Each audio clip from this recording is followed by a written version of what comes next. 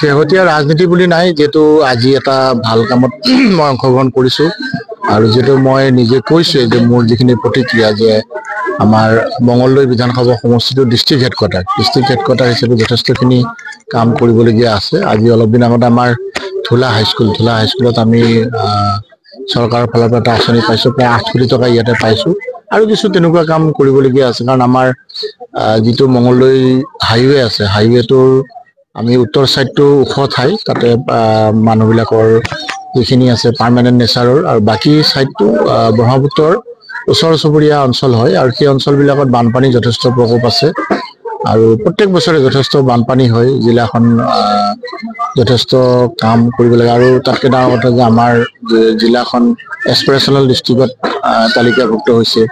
এছপিৰেশ্যনেল ডিষ্ট্ৰিক্টৰো যথেষ্টখিনি আমি কৰিবলগীয়া আছে আৰু পূব মঙলদৈ যিটো ব্লক আছে, এই পূব মঙলদৈ ব্লকটো এছপিৰেশ্যনেল ব্লকত পৰিছে। গতিকে এনেকুৱা ধৰণৰ কিছু চিন্তা চৰ্চা আছে। ডিষ্ট্ৰিক্ট হেডকোৱাৰ্টাৰ হিচাপে নিশ্চয় মোৰো ক'ৰবাত খুটি নাতি আছে যে মোৰো হয়তো ভাল ধৰণে কাম কৰিব পৰা নাই। ভৱিষ্যত দিনত আৰু কিছু কাম আশা কৰিছোঁ আৰু কিছু কাম কৰিবলগীয়া আছে আৰু কিছু শিক্ষানুষ্ঠানৰ পৰা আৰম্ভ কৰি কিছু তেনেকুৱা মোৰ আশা আছে।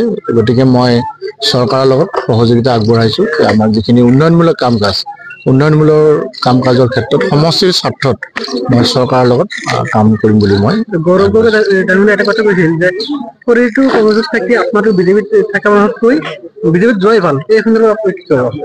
সেইটোত মই কমেণ্ট নিদিওঁ, কাৰণ মোৰ মঙলদৈৰ যিসকল ৰাইজ আহিছে, মঙলদৈ ৰাইজে 5 বছৰৰ বাবে মোক নিৰ্বাচিত কৰিছে। মোৰ ওপৰত যথেষ্ট আশা আছে যে ৰাইজে কিহৰ কাৰণে ভোট দিয়ে। ৰাইজে ভোট দিয়ে তেওঁলোকৰ ৰাস্তা ঘাট, স্কুল কলেজ হস্পিটেল বিভিন্ন ধৰণৰ সমস্যা আছে। ব্যক্তিগত সুবিধাৰ কাৰণে মানুহে ভোট নিদিয়ে যে আমি ভোট দিম বসন্ত দাসৰ পৰা ইমান 1000 টকা পাম, কিবা এটা পাম, সেইটো নহয়। ৰাজহুৱা অনুষ্ঠান প্ৰতিষ্ঠান বা ৰাইজৰ যিখিনি কাম কাজ আছে সেইখিনিৰ কাৰণে ৰাইজে প্ৰতিনিধিগৰাকীক নিৰ্বাচিত কৰে আৰু প্ৰতিনিধিগৰাকী নিৰ্বাচিত হোৱাৰ পাছত সেই প্ৰতিনিধিগৰাকীৰ দায়িত্ব হ'ল সেই সমষ্টিটো কেনেধৰণৰ ডেভেলপ কৰিব পাৰি। আৰু আৰ্থসামাজিক উন্নয়নৰ কথা আছে, ইয়াতে বিভিন্ন ধৰণৰ কথা আছে বাৰু, পিছত মই দীঘলীয়াকৈ ক'ম। আজি যিটো সময় কম, চৰকাৰী কাৰ্যসূচী আৰু কিছু কাৰ্যসূচী আছে।